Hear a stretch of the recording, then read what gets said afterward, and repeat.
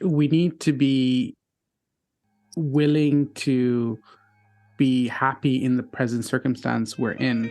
And I think part of that is being willing to say, I haven't reached the level I want to, and I need to be able to fail continually a couple of times till I get to the space where I have accomplished that skill or that, task that I need to learn how to do. You don't know how to do social media, that's a skill you need to learn. And so you need to be willing to play and fail and experiment to get there. So I'd love to hear your thoughts on the relationship between creativity and failure and how you deal with that, because a lot of times what is it backwards? I don't know. It says my aim is to be slightly less shit every single day. Exactly. That is actually on my personalized notebooks. Ooh, fun. And that is bang on point of what you're saying. I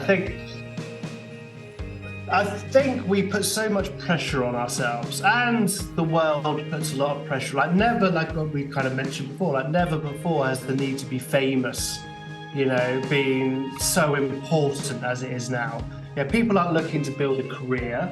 They're looking to be famous within a couple of years. If they're not, they're going to do something else. And I think as creators and as creatives, it's essential that we are wrong sometimes, because that's when you learn the most, is when, if everybody's telling you you're great, if you're only doing work for your mum and dad and they tell you how great you are all the time, you're going to get fuck all nowhere. Do you know what I mean? Yeah. So what you need to be doing is, you need to embrace the fact that you will never be perfect. You will never be a finished article, but you will always be the very best you. And I think that's something, and that's why I always talk about, like we have just done a minute ago, is embracing your own journey, sharing what you're learning, like sharing the fact that I tried this and it just didn't work, so I pivoted and moved to something else. Like really embracing. The thing is, many people, not many, I hate to generalize actually, like some, are still generalizing, some people, I'm just going to do it, don't like the feeling of failure. Whereas if you can get, and none of us do, but when you learn that it's an essential part of succeeding, you start to have a better relationship with it. It's like you just got to change the lens somewhat. So rather than thinking, oh, my client never likes my work or blah, blah, blah, blah, blah, it's like, okay, like what could I have done better? And you've also got to remember, like, especially when you're working with the client, it might not always be on you. It could be on the client, but these are red flags, key moments, and things you learn from as you grow as well. You start to trust your skills better. You start to communicate what you're going to do better. You start to communicate and sell your work better.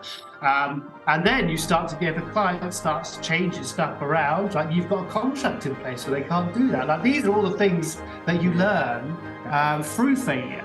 I succeed now more because I failed shitloads when I was younger, growing up in this industry, the amount I used to do unlimited revisions on logos, fucking hell, what a wanker. Do you know what I mean? Like, this is what I'm talking about, but it bit me in the ass one too many times. And I was like, I've got to change this.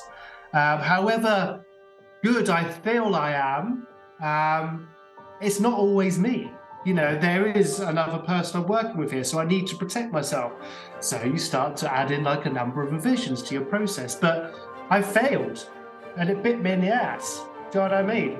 Yeah. But I learned, and I grew. And I think you've just got to, like, I don't think if you're not failing, you're not doing it right. When you're not trying hard enough, ultimately, is what I think. If you're winning every single day, you know what I mean? Yeah. No, I 100% agree. I mean, like, for me, putting in the 50% deposit clause came because I got screwed over so many times where I never got that payment. and you're chasing them, and it doesn't happen. And so it's actually became a way for me to almost vet clients. Is if they paid the 50% upfront straight away, they're gonna pay the rest. Yeah, exactly. Yeah. If they don't, okay, that's a red flag. Exactly. Yeah. But that's like, I think that's, and as much as you could teach people, like, this is what you should do, add these things into your process, there still has to be an element of self-learning. Because you can learn so much from what's happened to other people, but everybody's journey is going to be slightly different. They're going to be slightly different bends or wavy roads along the way. And I think there's no better lesson than one that you have learned yourself, I think is a good way to put it. Because you cannot